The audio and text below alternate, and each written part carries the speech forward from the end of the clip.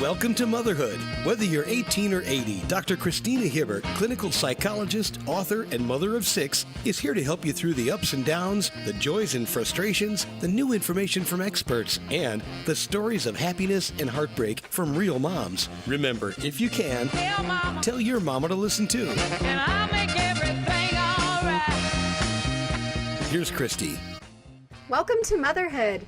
It's me, Dr. Christina Hibbert, here to help you overcome, to become, and to flourish in this amazing experience we call motherhood. And there's a certain part of being a woman that leads to us being able to become a mother in many cases, and that is our menstrual cycle. And yes, I know not everybody has a child biologically, but that is what our bodies were made to do. That's why we have a menstrual cycle. And it's something that we, not only as moms, experience, but at some point, if you have a daughter or any kind of children, really, you're going to have to explain to your daughters especially. And I have 4 sons as well. And it's something that I have to explain to them too, because we want to honor our menstrual cycle. We want to honor the thing that makes us unique as women in our bodies with our hormones and that beautiful cycle. And today we're going to talk about that part of womanhood, that part of motherhood. And we're going to talk about some ways that we can not only teach our children, teach our daughters about what's coming for them as they're getting older, but how to honor that beautiful part of us. And not just see it as a burden, which sometimes it feels like, but really see and understand sort of the beauty of the nature of these cycles that we are, given as women that mirror really nature and other cycles that we find in the world. So it really is kind of a beautiful thing if you think about it. And that's what we're going to focus on today and hopefully try to help you think about it in that way. Before we get started, I want to thank you for joining us here on Motherhood Radio each week, and I hope you will just check out my website, drchristinahibbert.com. There's a lot of great free resources there, including what we're talking about today, some articles on the menstrual cycle and how to understand it and how to talk to your children a little bit better about that. And also, be sure to join our Facebook group, Growing Through Motherhood. So if you haven't already, just go there, ask to be added, Growing Through Motherhood, and join us there. And please comment or ask questions if you have them after you watch an episode. We love to hear from you. Now, before I introduce our guest, I was thinking about this topic and how, as I said, I have 4 sons and they, have just kind of had to learn along the way, as now I have one daughter who's 14 and has actually started her period, and I have another daughter who's 9 and thinks she's 14, but she has not started yet, but she's already asking all kinds of questions, and it's become kind of a topic in our household. And now my daughter and I are sort of on the same cycle, and so and I admit I get very moody during that time of the month, and she does too now. And so my husband and my boys, they're all kind of being educated on this experience. So I really feel like this is something that that's important for us to understand, first of all, for ourselves. And I'm always surprised how many of us women are never taught even about like what's actually happening in our bodies. I wrote this series, which I referred to earlier. It's called, what's it called? I can't remember what it's called. But anyway, I wrote a series. You can find it. You can look up the menstrual cycle on women's moods and the menstrual cycle and sort of what's happening in your body. It's a 3-part series.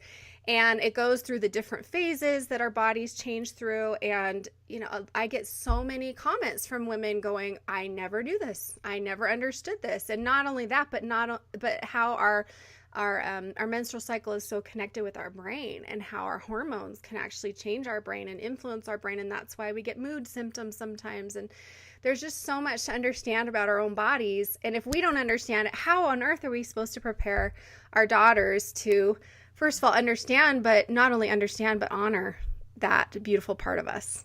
So I think the more we learn, the more we see it as sort of a gift and a blessing and a beautiful part of us, instead of something that's just that nuisance that we might feel sometimes. So without further ado, I want to introduce our guest and get us started talking about this important topic. And our guest today is Sophia Wise One. Sophia, welcome to Motherhood. Hello. Hello. Very happy to be here. So great to have you. Yes. I'm glad you love mothers. It's a good place to be if you love mothers. So do I. I think we are kind of the bomb when it comes to just human beings, you know? Yes. So, Yes. yes. So today we're going to talk about some important things, and Sophia's going to help us. Let me tell you a little bit about her. She's very varied in what she does. She is obsessed with helping people find and express their embodied, creative, and authentic self. And I hope some of that will come out today too as we talk about this topic, because I think that's really important. She's actually been through her own stuff, you know. At 19, she had a breakdown. She spent 7 years reclaiming her soul, cultivating healing skills, and now she boldly shares those with others. She's not only trained as a massage therapist, she's a Reiki master, holistic pelvic care practitioner. We had an episode on pelvic care not too long ago, and man, I learned a ton. I didn't even know that was a thing. I think most of us didn't know that was a thing, but again, I'm hoping all this will come into play today. She's been working for over 17 years to help create safe places for people to hear their own inner wisdom and discover that unconditional self-love and express their own gifts, the unique gifts that we've all been given. She's also known to help you dig deep and to keep you laughing in the process. And I love this question that she says she encourages everyone to ask: who would you be if you were truly yourself? That's a great question. I'm already pondering that one. A couple of things that you can check out. Her website, of course, is Sophia Wise One. That's Sophia with a PH, Wise, ONE.com. And you can find her card and oracle deck there. It's called I Love My Love. She created that. She's also got a blog, a vlog with lots of tips, insights on authentic, intimate, and down-to-earth spirituality. So you can connect with her there. I hope you'll all check that out. All right, now let's get started. It's a lot. So, Sophia, you're the one that kind of proposed this topic, and I was telling you before we started that this isn't something we've talked about yet, which I can't believe we haven't, because I feel like it's just kind of core to us as mothers and as women. And if we have daughters especially, that's going to be something we need to understand and move forward. So what kind of, what kind of brought this topic to your mind as something you wanted to share with others? Great. The reason I mentioned this as a subject is because I have actually had a number of mothers come up to me and say, can we talk about what I can do when my daughter has her menarche? Mm-hmm. Most people don't even know that word. There's exactly. They've never heard that word. When I say, menarche, rites of passage. And I just realized that I got, after a few times of people asking me this question, I just got super excited about it and realizing, like, people don't know, and people want to, I think this is true. I think a lot of people who bleed want to know how to honor it and celebrate it. Like, we get this idea in theory that, like, no, it's a powerful thing, but right. There's this like prolific shaming thing around it. Yeah. So I don't even know how to not shame it. It's like almost this kind of like, it's like, how do I not shame it? And so it can seem like a really simple question, but it's loaded. It can be a really loaded subject. So that's why I put it in there, is because it's one of the things that mothers ask me.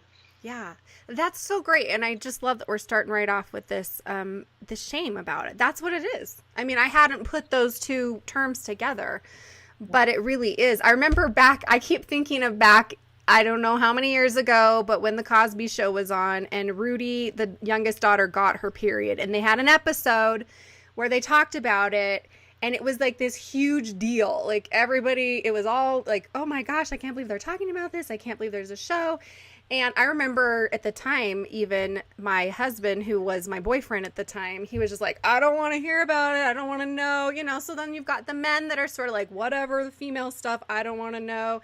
And then you've got women too, who just don't understand, don't want to talk about it, don't want to hear about it. And there is this sense of shame. So where do you think that comes from? Oh my goodness. I mean, where doesn't it come from, right? Right. Exactly. It's like, yeah. I think mothers really understand how our culture, it really has a lot of ingrained, I don't want to be like too activating or triggering right off the bat, but pretty women hating. Yeah. And and female thing hating. And so it just kind of goes in that. It's like, when people talk about being like, if men had periods, there'd be like free tampons everywhere, like, it's just like, it would just be, and they'd be like comparing how long their cycle is. Oh, like, it's just like this whole, I mean, not to mention. That's so true. But there's this notion of like, because it's ours on one hand, there's a number of people who say that because it's inherently, and we'll get into this as we go and the way that I talk about it, it's a spiritually powerful time. And it's not a dogmatically spiritually powerful time. It's just an actually inherent, our own experience potency. And that kind of potency is something that I think has a long time been kind of shamed and undermined and supposed to be kept to ourselves. I think this is it. The distinction in that shaming is that when it became something that was isolated and was supposed to be a secret, because in many traditions for a long time, moon time was a time. So just to be clear, explain that. Yeah, moon time is another way of saying when you're bleeding or when you're menstruating, when you have your period, because of the cycles of the moon. I love that. I love that term. I've never heard that until you said that today. Yeah. So And so great. When you practice being in intentional relationship with your bleeding or with your moon time, then sometimes it's referred to as the moon lodge. Moon lodging or dream lodging, or red tenting, red tent templing. So these are all different from various traditions, these ways in which it was a time when women would often cycle, like you talked about syncing up with your daughter, they cycle at the same time. And that was a time when actually the women would separate from the daily tasks of life and really just quiet and bleed. And so I think there's an element of that separation that got, like many things, misunderstood and misconstrued and turned into, as opposed to a time of sacred space and holding and permission to go there. It became that it's like if you weren't in that space, you were supposed to, not know about it. And I would actually say the secrecy came along with the, and I don't know this historically, but I just feel like it's not so much as the moon lodging separation caused the shame, so much as when that practice collapsed, and there weren't cultural or religious or habitual ways in which it was impactful and correct, that it took up time and space. And at the collapse of that, then it wasn't supposed to take up time and space. And the notion that we're supposed to maintain at this pace, always, is not how the female body works. Right. The female, I'm so excited you did this series. I can't wait to go check it out. It sounds like a great resource. I'm going to link everybody to it. I'm already good. Yay. Because I love that. I love when we talk about the brain, the hormones, and that, the way that the tissues swell and they shift, and some of them get softer and some of them get wetter and some of them get drier and some of them get more, it's like our bodies are not constant. This rhythm they are this flow. Right. They're this ebb and flow, like the moon, the wane and the wax, and that we actually are different variations. We're different people. We're like different versions of who we are. Yes. And that is also that woman notion of that being like, oh, women are so inconsistent and women are like, unpredictable. And it's like, no, we're deeply predictable. We're rhythmic. I love that. We are rhythmic. So you've said so many good things. I want to kind of back it up because you're thinking of the red tent. I remember reading the book, The Red Tent, and learning about, like you say, different cultures have different terms and they've had different practices. And I think, the way that you described it, I was thinking, gosh, I think we need that again, like you're saying. So that's what we're talking about today, right? We need that time and space to not have to do. But I think when we think about even those cultures that were, from long ago, we think, oh, the women were forced to have to leave and go, they couldn't bleed in public, right? They have to be off on their own in private. It has to be secretive. So I think that's part of the shaming, first of all. And I don't know if that's how it really was for everybody. I'm sure it wasn't that way for everybody. But that's what we perceive because that's the kind of world we live in now, right? We're superimposing our shaming and judgment on what that, oh, you can't touch the women, as opposed to it's a time where they don't want to be touched. Right, exactly. Outside choice of when women get touched or not. Right. As opposed inside choice. Right. Exactly. I think that's what it is, isn't it? It's more about like, how are you perceiving it and how is it in here? And that's what one takeaway that we can take from this is, are we perceiving things that way because that's how we think of it versus, maybe looking at it as the beauty of being able to remove yourself and to listen to your body and to actually honor that, like you're saying. And then you were saying, how we are different. We are rhythmic, and we are, and we our personalities are different. There's really interesting research on that they had physicians measuring hormone levels, and then they had therapists just doing therapy sessions and reporting, and they could tell, like the therapist could tell, or not, well, the therapist could basically predict when a woman was on her cycle just on how she was behaving. And it was this sort of like, when we're not menstruating and we're not preparing, we're at the beginning of our cycle, the first couple of weeks, we tend to look outward. So we want to go out and help and nurture, right? And then the second half of the cycle, there's this distinct change to where we start focusing inward. And I love that. When I learned that research, I was just, oh, I love that. That feels so right and good. And it helped me really to start to think, I'm supposed to start focusing inward. I'm supposed to start taking care of myself. That's what my body's telling me, right? Yeah. So I love that. Yeah. In traditional Chinese medicine, the week before you ovulate and then when you're ovulating, that's the building the yang and then the yang time. And then we're building the yin. The premenstrual time is building the yin, and then the bleeding time is the yin time.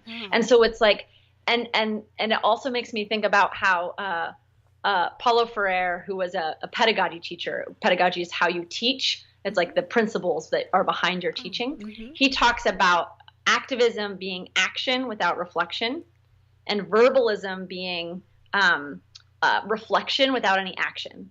And that for real change and real evolution, we need praxis. And praxis is the word that he used to define this relationship of action and then reflection, and then action and then reflection, and this rhythm of going outward, right? And coming inward, and going outward and coming inward. And our ability and the way that we're driven to look outward, and then the way that we're driven to look inward, is part of our brilliant gifts at maintaining health and well-being for ourselves, our family, and our tribe. Absolutely. I love that. Praxis. I think I'm going to keep that word in my head, because I love that idea that there's a word for that kind of outward and inward. And we need that. And I'm hoping, we need both. And I'm hoping everybody listening right now, all of you moms, and maybe you've got some daughters with you, that you're hearing this and starting to see how we can shift the way that we think about this, and how you personally, each of us personally, can decide for ourselves what this means. We don't have to accept the shame that others want to put on us, right? Yeah. Yes. Yeah. And I'll say, I'm going to throw a bunch of things out here as we go along, and I have a pretty, I just want to say, everything that I throw out here, especially when it comes to the female body, menstruation, all of that stuff, it's an offer and invitation for you to find your own definition for that. Yes. And if there's anything that you like everything I'm saying, and then I say something that like really hits you the wrong way, like throw it in the trash. Like, I don't need you to keep it to need anything else, So, I really invite, because I think part of that, the wisdom that each of us carries, is a distillation of our different truths. And so I can't hand you the truth of menstruation, because I can only share with you the truth of my menstruation, like the distillation of my experience. And I'll say that part of the reason that I'm really into menstruation is because that breakdown that you referred to, I was received the diagnosis of PMDD, which is premenstrual dysphoric disorder. Yes. And I grew up in a very alternative medicine household, and I knew that this imbalance of my emotions and my body there was some wisdom in it, and it was my job to uncover it. And so even though I dropped out of college, I was unable to live my life the way that I had been told, right, that I was supposed to. I'm going to go to college, I'm going to graduate, I'm going to be an artist, or decide not to be an artist and get a job. And it was like, I went to college and I lost my shit, and I just like wept and cried and shook and said, what is this? Like, who am I? What is this? And I had an incredible therapist who said, you might be bipolar, I want you to chart your menstrual cycle. Thank goodness. Wow. And she said, I want you to chart everything. And so for 3 cycles, I charted every physical symptom, and 3 times a day, I'd mark my emotions, morning, day, and night. And everything was clockwork, even down to hiccups. Wow. Hiccups. And it was within the same 12-hour period. Everything was clockwork.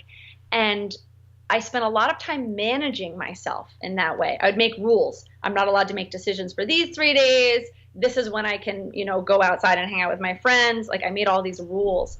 But I really started to heal my relationship with my body when I stopped managing myself and my emotions. And I just started radically accepting that whatever was happening was my wisdom, and it was my job to hear it. Yes.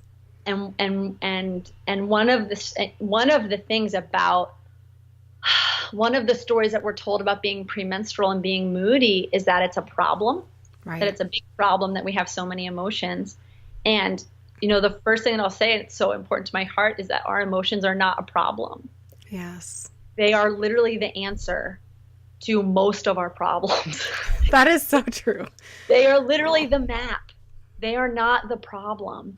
And that what happened when I was my PMDD, I still have incredibly fluctuating. Like I said, I'm a different person. Like pre-ovulation, I'm like, I'm like doing my makeup. I want to go outside. I want to see all my friends. Like, and premenstrual, and I'm like, don't call me. I put everything on silent. I want to take 9 baths, and I'm just like, I don't care about my friends or how they're feeling. Exactly. And so I still have that, but I'm not trying to be different. I'm not trying to maintain the likable person all the time, according to whoever's likable that was. And so I have all the same fluctuations, but none of the symptoms. I get some cramping, but that's consistently gotten better. And there's like 22 symptoms when you look up Wikipedia, and I had 21. Oh my gosh. Wow. And now, I think I can still get some cramping. It was brutal. It was brutal. But what I learned in that time, and this is like so important, is that, I was,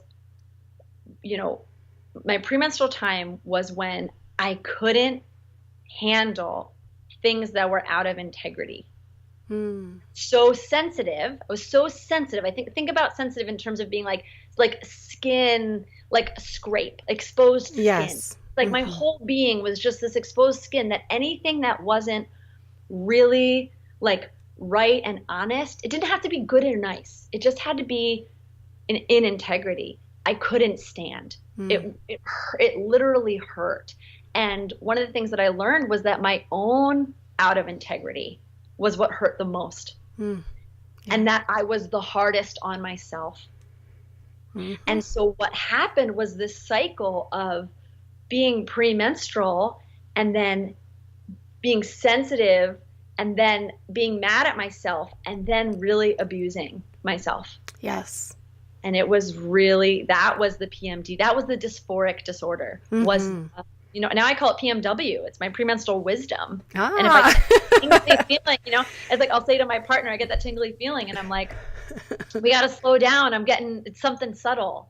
I'm picking up something subtle. And, you said this little comment.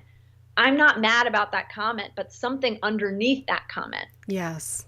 Something underneath that comment is out of integrity. And we know to slow down and pay attention to it, because it's trustworthy, because my feelings are trustworthy. Yes. I love that. First of all, okay, so thank you so much for sharing that, because I know so many of you listening can relate to what Sophia is saying, that you have experienced PMDD, premenstrual dysphoric disorder, which is in extreme. It's the extreme reaction to hormones. And what it is it's not that you're sensitive to the actual hormone, it's a sensitivity to the shift in hormones. So some of us are more sensitive to the changes that happen in hormones. And this is part of that series I wrote about, which is called Women's Moods. I forgot that's what it's called. Parts 1, 2, 3. But anyway, is that, and this is something we all need to understand, there are actually 2 shifts in hormones, 2 pretty big shifts. We all know that there's the one that happens, that starts kind of mid-cycle, maybe like if you're on a 28-day cycle that starts after 2 weeks, and that's when we start to ovulate, and that your, estrogen starts to go down and progesterone starts to rise. And progesterone is the dysphoric hormone, which actually works to dismantle estrogen receptor sites. So its whole job is to break down estrogen. And estrogen, traditionally for most women, not for everybody, is the hormone that when we have the right makeup in our body, we feel good, we feel better, and especially mentally. And estrogen, I also have to say, is directly linked to the neurotransmitters of our brain. So when you have a shift in estrogen, you will directly have a shift in the neurotransmitters like serotonin that are there to make us feel normal, happy, well, whatever you want to call it, right? And so you can see we have that one shift, and then a few days or a week or so later, there's a second little peak. The estrogen goes up just a little bit, and then it plummets. And that's when you get that, usually that, the PMS symptoms. But for some women, I mean, you only get maybe one good week a month, or maybe two if you're lucky, So it's really important that you shared your experience, because so many go through this. I myself am very sensitive too. So when you know that about yourself, that's why you get these mood symptoms and have feelings. And I really appreciated that you said, that feelings are really the solution. It's when we ignore the feelings that it's the problem. Right? Yeah. They take you over if you don't do something with them. But they're really a warning. They're a sign. They're talking to you. They're telling you something's not okay. And so I love that you've learned. And you've had to work to get there. I mean, you had to work. This wasn't like an overnight process for you. No, you said 7 years. 7 years. Yeah, exactly. But how much better off will our daughters be if we can teach them this now? Yeah. And help them to honor these things now and to listen to their bodies now, right? And that's hopefully the goal. So great lead into this. So you talk about the serotonin kind of going down and that like up, go get it energy. Yeah. Now here's the thing about that yin energy. We think of it going down, and we have that association that going down also is problematic. But here's the thing. If you've ever had a hard time meditating, try meditating when you're bleeding. Because without all that serotonin, with that progesterone and that dropped down space, we are now wired for a quieter, stiller, more insightful experience. I love that. And so, it's about really realizing that like good and happy up vibe is great for what it is, but that quiet, slowing down space is relaxation. And this is so important, mamas. Your adrenals, your adrenaline rushes, your go, go, go, have to be everything to everyone is not sustainable. So true. Everybody hear that right now. Hear that? It is not sustainable, and it's not your fault that you can't do it all the time. You're not supposed to. You're really not. And it's not your fault that we are so shattered as a culture that you don't have the support you need. That is not your fault. It's not any of your fault. You didn't do this. Yes. You didn't do this. You were born into this, and we're living in it, and we're all doing our best to figure out how to navigate inside it while, maybe create new ways of being that are better, but you didn't create this problem, and it's a problem. It's a problem. My mom got chronically ill when I was 3 years old because her adrenals crashed out. Wow. And she was sick for the rest of my life. I was her third child. She had a full-time job and a marriage that was difficult and unsupportive. And I wish to God that wasn't familiar for any of you, but I know it is. And you have to, for yourself, find a way to come into that quiet, relaxed down space. Yes. That is where the body repairs. And then you get to have that superhero version of yourself again. that comes back up. She will return when you lay down That's long right. enough.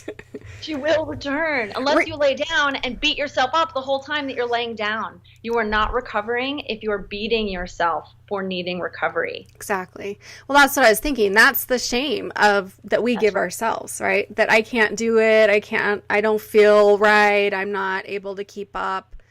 But if we accept that and we can honor that, it really is. I mean, it really is. I really appreciated your point about how the low energy and the difference in our neurotransmitters in our brain and things like that. It's all good if we let it be. I mean, for instance, I sleep just horribly right before my cycle. And it took me years to finally go, there's gotta be a link here. Like, definitely this is something to do with my hormones. Like, I'm not sleeping. My brain's freaking out. It's all crazy. And then, it's like, as soon as I get that period started, boom, I can suddenly sleep. And I want to lay around and I want to eat comfort food and and when I let myself do that, it's so much better. It's like a little mini vacation that your body's saying, you need to do this. And then you replenish, like you're saying. And then Sunday you'll wake up and you're like, oh, okay, I'm ready to go again. And you just kind of do your thing. But we just force it. We push ourselves through it. We think we're just supposed to keep the same pace all the time. And our body is saying no. It's like the seasons of the year. I love that we mirror the moon cycle, the seasons, that in winter, you cannot do as much because you don't have as much sunlight and it's cold and it's icy and you can't be running everywhere. You've got to slow down, So our bodies tells us to do that too. And it happens, every few weeks, which is kind of really beautiful if you think about it. Really beautiful. And one of the things that's really incredible is that my recovery really required me to do something totally radical. I emailed all of my clients. I was kind of a traditional body worker then. And I said, I'm not going to work when I bleed. So I'll schedule as best I can, anticipating that. But just so you know, I might give you 0 notice if it's the day, like onset, and I'm not going to work. And I did that for about 2 years, and I bleed for 7 days. Oh man. Wow. Yeah. And it was unreal because every time I was like, this is insane. How can I do this? I'm not going to make any money. Like every time, but every single time I made more money once I started moon lodging, not less. And we talk about that happiness of that serotonin. Bliss was what I experienced in that moon lodging time. Wow. Bliss, nothing short of bliss. I was like laying around and just like, I was just like, it had very little appetite. I could eat like half an apple with peanut butter over the course of a day. It was so easy to meditate. I just dropped in this other space. And it's like, I was at a very desperate point, so taking these kinds of risks were, easier for me than I feel like people who have that, like I can kind of make it work. Like nothing was working for me. Like there was, it was like there were severe options for me to choose behind. And I didn't know how much joy and how much bliss I would have in that space. And what I've learned since then is that I don't have to take 7 days to be in bliss while bleeding. If I just take an hour and a half and shut the door and tell everybody, like, leave me alone, I'm going in. Yes. And I like a candle, right? This is part of this, like this is like take home notion. It's like, whatever it is, like some people can take half a day. Some people can take a whole day. Some people can take 45 minutes, whatever it is. But if you claim that, like, like claim that time and make it and like light a candle and just say, this is it. Like, I trust you, body, like bleed, go. So much can happen in that time because of, like I said, again, that potency. And like from the spiritual or shamanic perspective, blood is the most sacred substance. It's life force, So that's like, people often think about blood sacrifices and things like that. And it's like, it seems like weird and scary until you think about it from a place of like, oh, it's it's offering of life force. Menstrual blood is the most potent because there's no injury. Wow. Yes. Freely given life force. Wow. That's beautiful. And so to begin a practice of being with that from that perspective, Yeah. I love that. Freely offering life force. I mean, to me, when I think of those words, or when you frame it that way, it's like you're doing something really powerful and holy, and, and you're doing it freely. And that's the key word there, is that, I mean, it is a freely offer. I mean, it's going to happen anyway, but our minds need to get on board with that too. And when we can get on board with that, then we are freely offering it. And like you say, we're claiming that space. We're honoring our bodies. We're honoring this beautiful, incredible, I mean, it really is amazing what our bodies do and how it just keeps doing it for so many years. And like, it's amazing. So, being able to, but we really have to change our minds. We have to have a new way of thinking of it. And I love that you're giving so many options for everybody listening to, just like you said, choose your way of, envisioning this, or your method of claiming that space, or your time frame for doing that. There's no right way for this. Mm-hmm. But if we start doing it, then we model for our children as well, right? So I was just going to say, before we jump into that, kind of as a summary. So first and foremost, I think we need to understand our bodies, so learn as much as you need to learn to understand what's happening in your body. And not only just, the general, like, here's the general information, but really, like you said, charting your own cycle, paying attention. I mean, that is a great tool. I believe I actually have a chart in the series on my website as well. So, and you can really tell if you're suffering from a mood disorder versus a menstrual disorder type of thing by just charting and seeing what happens, because a mood disorder will just be the same pretty much throughout your whole cycle, but you'll start to see this rhythmic pattern of symptoms, quote unquote symptoms, or experiences, or, for instance, like me, like not being able to sleep, or just different things. And then once you start to know your patterns, then you can really honor those patterns for yourself, because you can't compare yourself with anybody else. I mean, it's just so unique for each of us. And that's another beautiful part of it. It's not just that we're all part of this sort of rhythmic experience generally, but also that uniquely we each have our own way of, our body responds differently to these changes. So we need to understand that. We need to model that. Then once we can start being, taking care of ourselves, then we can teach these things to our children, to our daughters. We can teach them about the general information. We can teach them how to start paying attention to their bodies, and then how to honor their bleeding time. So I wanted to ask you about moon lodging. I mean, that's again, a new term for me too. I guess I kind of do that in a sense, but I want to hear from you some ideas on that, so that we can share with our listeners sort of what can you do. You've shared some great tips, but I want to get a little more into that.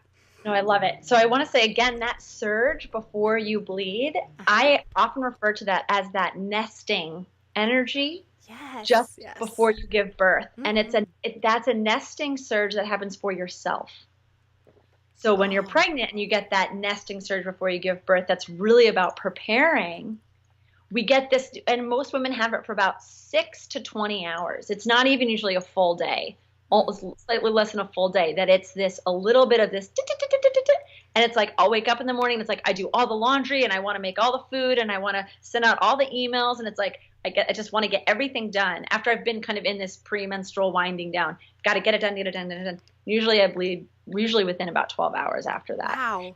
So I have never heard of that, but I love that. I'm going to watch for that in myself, because I kind of love that. I'm curious. I kind of love that, nesting. We're nesting for ourselves. We're getting ready for our time and getting yourself. So it's like, that's a great time to make sure if you can, pass off any responsibilities for the next 2 days, maybe like, hey, you take the dog out next 2 mornings. Cool. Okay. Yes. Like, I'm going to get that morning time or whatever. Yeah. So I use that time, and often I'll use that time to also prep. I often make a physical space to moon lodge. I'm actually thinking I might go upstairs and show you. So I built a moon lodge, a red tent temple in Philadelphia that now, one of my beloved sisters maintains. That's the house that I'm in. I live in the apartment above my old apartment. Oh my gosh. Cycles of life. So the room above me is a room that's painted floor to ceiling red. and it's a red tent. It's a sacred bleeding space. So I literally build a space. Now I'm married. I would say about half of the nights that I'm bleeding, I sleep alone. Yeah. And I set up, so if I get that nesting energy, that's when I'll go and I'll literally make my nest. I'll make bed. And this is one of the tips. This is one of the things. So I'll describe now. It's a great little introduction to moon lodging. So one of my favorite things to do is to gift a young woman like a kit when she gets her menarche, when she has this initiation. And the first thing is like luscious red sheets. And to give them with the understanding that like these, it's totally okay to bleed on these. It's a gift and a celebration to bleed on these. Red and blood and brown are like good and sacred things. So it's like, so to designate it. So in that way, then you know that nesting time is when you want to make your bed. So you make that moon lodging time. You make that space. That is where it is. So that's one of the things. That's great. Yes. Yeah. And don't be afraid of that. I think a lot of people think, oh, I'm not sleeping together with my spouse or my partner or whatever.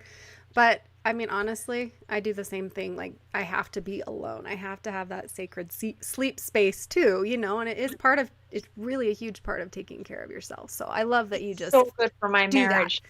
Yeah, exactly. It's great for your, it really is better because otherwise you're just going to be fighting and just irritated and it's better, you know, do what works for you is what we're saying, right?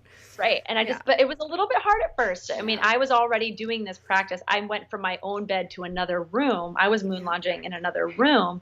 So when we, you know, moved in together and I kept moon lodging, it was a difficult transition, but I was like, it wasn't good, you know, but what's so beautiful is by the end of that time, I've dropped into this softness. This is the other thing, mamas. I know it's hard when we're responsible for so much to be in contact with that tender, soft part.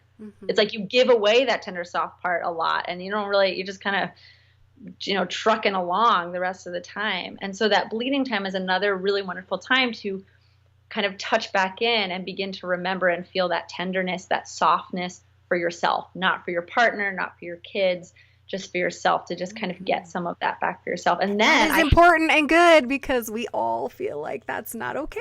Like you said, I think that's really important. I wanted to emphasize. So continue. No, thank you. And then when I come out, I have some more tenderness. Yeah. It's like there's always more affection between us when I take time in that way. When I come back, it's always so much easier. The other thing is I love the brand Thinx. She Thinx. Have you come across these? I haven't, no. Finally, somebody just designed underwear for bleeding. Oh, wow. They can hold up to 2 tampons and they're comfortable. Oh, and you just wear them because they're underwear. And you bleed in, and then put them in the washing machine. It's amazing. It's amazing. And so everybody listening, and there's a code, you can go sign up. I have a code too on my website too. That's like, it's all like women's referral. So if you get a code, you can get $10 off your first order. Whoever refers you gets $10 off theirs. Yes. And then you can get your own code, like spread it that way. It's just $10 off everybody's orders everywhere, like unlimited. And it's called She Thinks or Thinx.com with an X. Oh, I love that, especially for young girls too. You know, like it's like with my daughter, we were on vacation and she bled through the sheets and it's just, you know, it's so you do feel shamed, you feel embarrassed, you feel like you have to hide. So whatever can make it more comfortable or more like the red sheets, that's a great idea. You know, I mean, I take my red sheets when I like travel or work or do things that I know I'm going to bleed. I just always pack them in my bag. Like that's just like, it's smart. Like another way that I go. Yeah. The other part of the kit. So I like She Thinks, get the Thinx underwear. Cause then it's also, you don't have that pad element. You don't have to worry about tampon. Oh, I also love cups. I don't think at the menarche, it's not necessarily a time to get a menstrual cup, but for us grown folk women or at whatever point you're ready to, you know, start using a cup. There's some really great companies out there that make different kinds and they make different shapes. So don't hesitate to like shop around. Just because you tried one doesn't mean another one. We're just shaped differently in there. So that's great. There's some good ones out there. And then the other thing is what you were just talking about, a big fluffy dark red or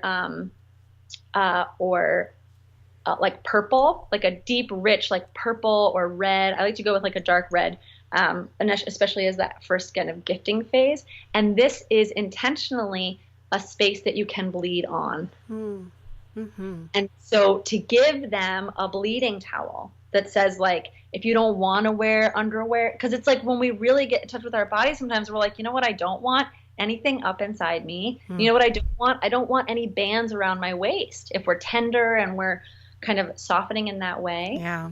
So to just from the get, this is your bleeding towel. This is your free bleeding towel. You can put it on your bed. You can put it on your chair in your room. You can put it on the couch if you're watching a movie. And you, or a blanket. Many traditions gift a blanket, and that's like a bleeding blanket. So a blanket or a towel or two towels or a blanket and a towel that just says, again, it's like really changing these stories and notions of keep it clean and tidy and out of the way. It's like, no, here are the spaces. You can be free. You can do it free. How you feel comfortable. Just be free. And then I'll say with having a cup or with the thanks, you can do it with tampons and pads too. If you soak anything, the cup, you just catch the blood. But if you soak anything in cold water, a lot of the blood comes out, and then that's highly nutritious for plants and the earth. Wow. And so one of my like favorite teachings, and all the blood mysteries teachers that have crossed my path are always say the same thing, which is just give your blood to the earth. If nothing else, like catch your blood and give it to the earth. And so if you don't have 45 minutes to take a bath, if you just catch one ounce of that blood, and you take a moment and you stand with your feet on the ground, or you stand next to your tree in your apartment, and you say, like, this is my life force flowing freely, and I offer it to the earth. It's a deep, simple practice. And I would say, if you can, at first, especially if you're doing it at first, go outside, put your bare feet on the ground, give it to the earth, and then just wait 2 or 3 minutes. And then you tell us what you experienced or what you felt, because every person I've sent to do this has come back and said they had an experience. They've been different, but they've had an experience of taking their blood and offering it to the earth. Yes. That's Yeah. so great. Wow. There you These are go. so many wonderful ideas, and such a different take on, like, having to hide or be ashamed or embarrassed or whatever it might be. And if, again, I mean, how beautiful. We start doing this for ourselves. We not only greatly benefit, our whole family benefits, everybody that knows us benefits, right? Our relationships benefit. Business And benefits. then, that's right. Our business, Right, everything, everybody. right? Because we're just healthier and we're more in tune, and we're actually honoring our bodies instead of fighting our bodies, which is what we do when we shame it. And then our daughters will have such a leg up when we teach them how to honor their bodies in the same way. So I just so appreciate, I even love the idea of just giving a little kit. I mean, just making it sort of a, like that rite of passage that it should be. Yeah. I have a lot of Native American clients, and that's what they do. They take their daughters out with all the women, and they go through this rite of passage, and it's beautiful. I love that they do that. Yeah. And we in our American culture don't really do anything like that. So I something do that. we I can do start. menarche rituals too. I think that's that- so that- wonderful. so Yeah, going and out. so for everybody listening, whether you have a cultural ritual that you use or whether or not, you can start your own. You can start your own family ritual, right?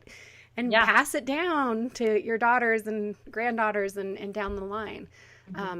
I'll really say one more appreciate thing it. too, Yeah. which is that the other thing that can go really well in that kit is there's so many different really good nourishing tea blends out there. Oh, yeah. Nettles and red clover and oat straw. There's and there's a bunch. Red Moon Herb Company is one that makes really nice like herbal kits and like oils. St. John's wort oil can be really I good was for just thinking cramping. essential oils. I love using essential oils to help. Essential like, oils are so clary amazing. sage. There's wonderful blends from Women's Monthly Blends, and And so those are that's so another great. really, like, those are also more options. Like, you can really make that kit. And then I also love to throw a red candle in, Oh, or a that's great. red candle holder Mhm. into. And so it's like you have these tools to really nourish.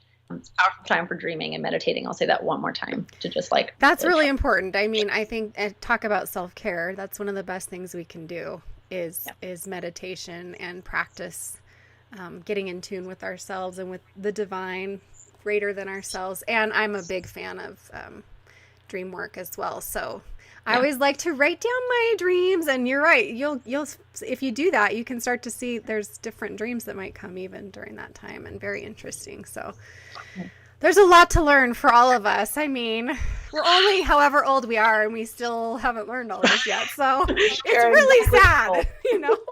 It's really pathetic, but that's why we need to learn so we can pass it on and make it better and easier for our granddaughters and daughters to come, you know. So it's never too late to do a menarche reclamation, to reclaim your first bleed. It's never too late. I did mine at like 27, and it was the first time I did a full moon lodge. And so you can do that with your daughters, that you feel like you missed the chance. You didn't miss a chance. Go on a camping trip, get an Airbnb, build her a kit, sit down, make a pot of tea together, or pour split a glass of red wine together, bring chocolate, like do something that's rich and enriching. It's not too late. That's one of my favorite things about the spiritual work that I do, which is like time travel is real. You can just do it now. You just do it now and you get it. Your being gets it. So you just say, we missed the chance, and so we're going to take it now. I love that. It's never too late.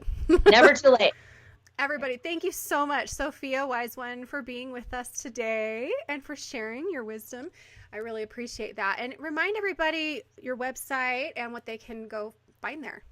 Yeah, great. SophiaWiseOne.com. And I have a Oracle deck and a card game that's all various spiritual practices and emotional development stuff. You can find that on there. And I've got blogs and vlogs and medicine songs and guided meditations and all sorts of stuff over there. You can find me on Instagram at SophiaWiseOne and send questions along that way. You can send, and I'd be happy to hear from you, or field questions. One of my favorite things to do is when I get questions from people, I answer them with a video and then put that to my blog. So don't hesitate to share a story or ask a question, and love to hear. And it's been really wonderful being with you today. Same here. It's been so wonderful to get to know you and to learn from you and with you today, and to get to share it with everybody else out there. I hope you've all learned as much as I have, and really just take this. I feel calmer at the end of this. So this is good, you know? This is good. You can tell it's a good conversation when you feel calmer at the end, that we have really gotten somewhere deeper that's important. So I hope everybody listening that you will all take everything we've said today and really just make some space for yourself to start to figure out what's going to work for you and how you can honor your body and, the beautiful way that we were created, and how you can pass that on. So thank you again, Sophia. And for everybody else, I hope you will continue to grow through your motherhood experience and choose to do so with us here each week on Motherhood Radio. And until next time, again, visit drchristinahibbert.com. You can look up women's moods for that link to those articles. And of course, SophiaWiseOne.com for more on the things that Sophia taught us today. Thanks, everybody. We'll see you next time. Bye-bye.